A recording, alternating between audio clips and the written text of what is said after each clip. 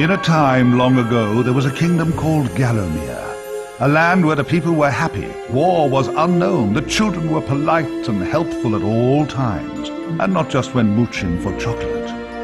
The monarch of the realm, King Peregrine, was wise and just and, all in all, a bit of a decent chap, fond of philosophy, literature, and pictures of kittens in bonnets. He was an enlightened ruler. But he had among his retinue an official court magician, a brilliant but unscrupulous man by the name of Zarok. Instead of confining himself to the horoscopes and balloon animals for which he was employed, Zarok began to conduct horrific experiments on the bodies of the dead. Of course, people often get quite sensitive about their deceased loved ones, so it wasn't long before the king found out and had the sorcerer banished from the land. Zarok skulked away into the wilderness and busied himself by perfecting his experiments, seething with rage and practicing his diabolically evil laugh. At last, with an army of demons at his command, he set off to bring Galamir under his foul dominion. The captain of the royal guard, Sir Daniel Fortescue, led the militia into battle against this unholy horde. Songs are sung to this day of how he spearheaded the charge deep into the accursed multitude, how the invaders fell before him like wheat before the scythe, and how at last, though mortally wounded, he fell upon the infernal sorcerer and destroyed him utterly. True, these songs don't have particularly catchy choruses, but people cared less about chart success in those days. And so it was that Daniel Fortescue went down in history, the hero of Galamir. And there came upon the land a time of peace, harmony, and quality wines at affordable prices.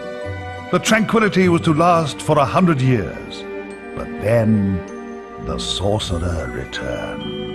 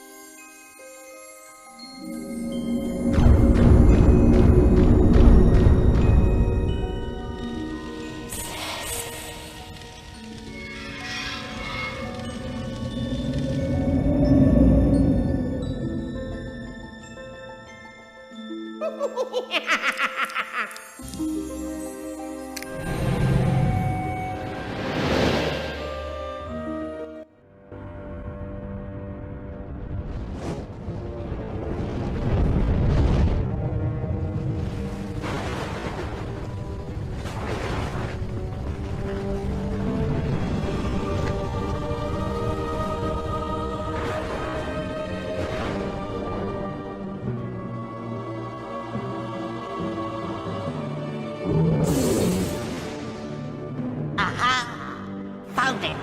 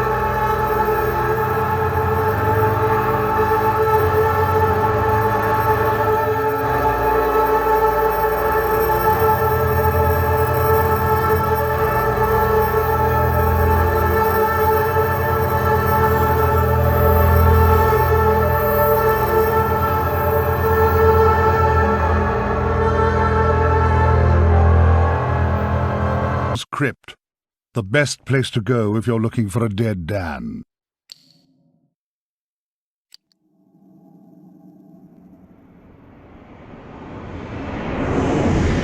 Oi, you! Fortescue! At last! Come, get up! We got things to do! Hey, hey! Easy, my friend. In my culture, we treat the guests with courtesy, especially if they stop by for 100 years. Who am I? My friend, you should feel honored. Usually the corpses, their skulls are filled with just the worms. Instead, you get I, Al-Zalam, glorious genie of the Sultan Prince Razim the Ribald, noble protector of... You doubt me? I see it in your eye. Well, it is true. We genies, usually we are trapped within the lamps. That is bad. Very oily for the skin. But far worse, let me tell you, is when evil sorcerer tricks you, traps you inside skull of cowardly knight. Oh, the smell! It is mustier than a Saracen's jockstrap. You imply that I lie. In my culture, that would earn you 50 strokes of the cut. And we are allergic to cuts, so that is a terrible punishment. But fine, if you're too busy with the being dead, we just sit back and watch Zarok destroy Galamir once more.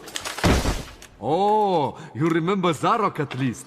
Yes, that madman is back from the exile. He has mastered the dark magics, has been waking the dead, turning good men evil. He turns this land bad quicker than tub of yak's cheese next to warm radiator.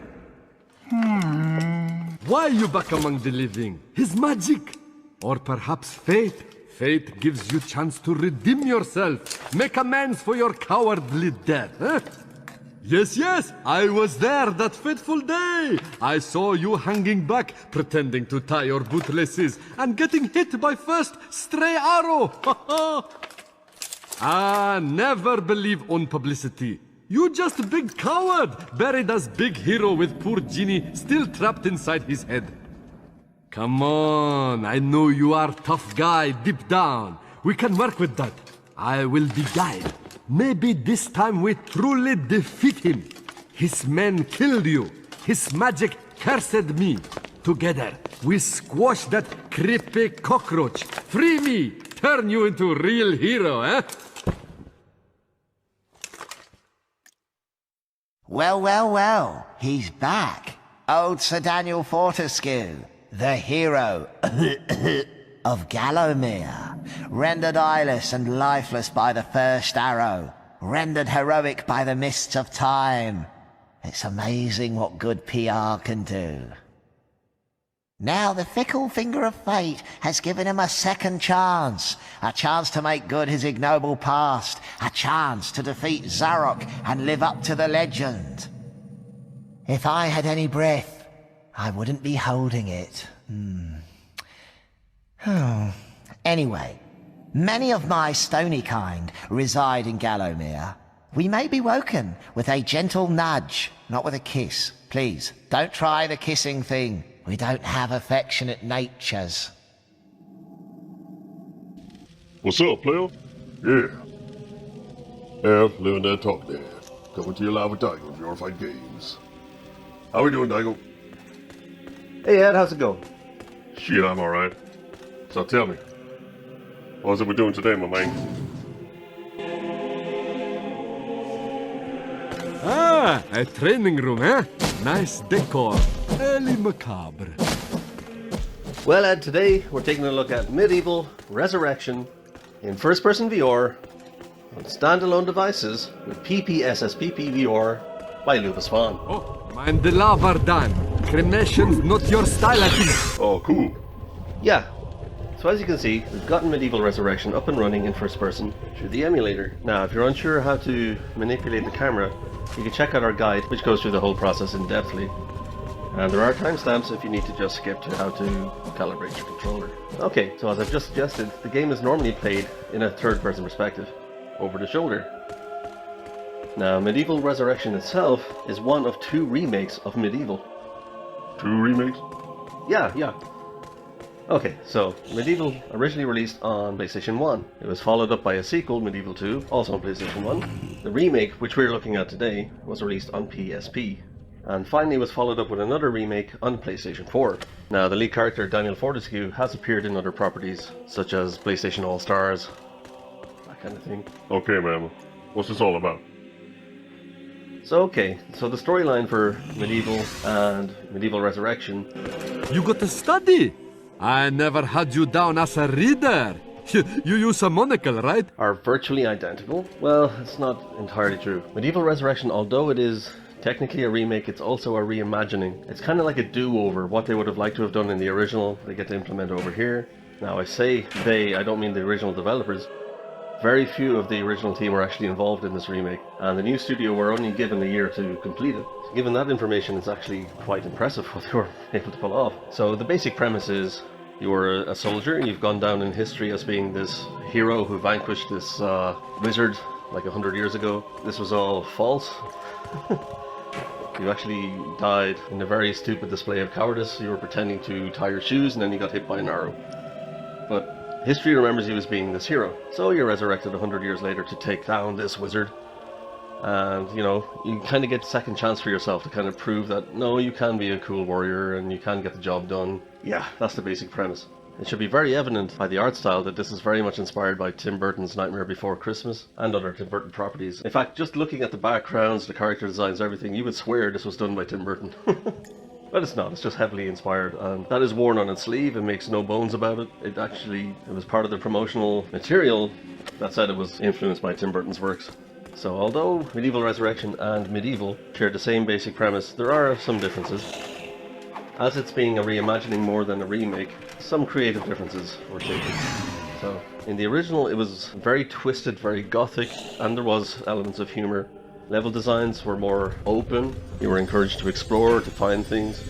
So, you're set on finding Zarok. The Master, as he likes us to call him, leaves a sulphurous green ether as he passes through the land. Seek out this whiffy trail, and you may be sure you're on the right track.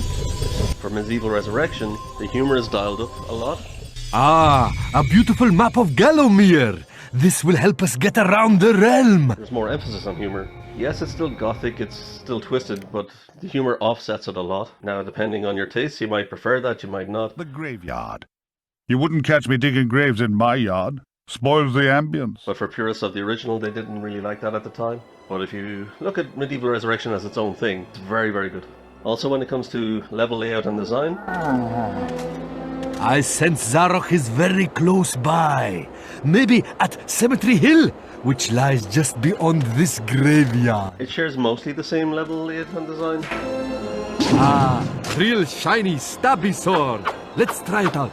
However, in Medieval Resurrection, some levels are missing, or in fact are merged together.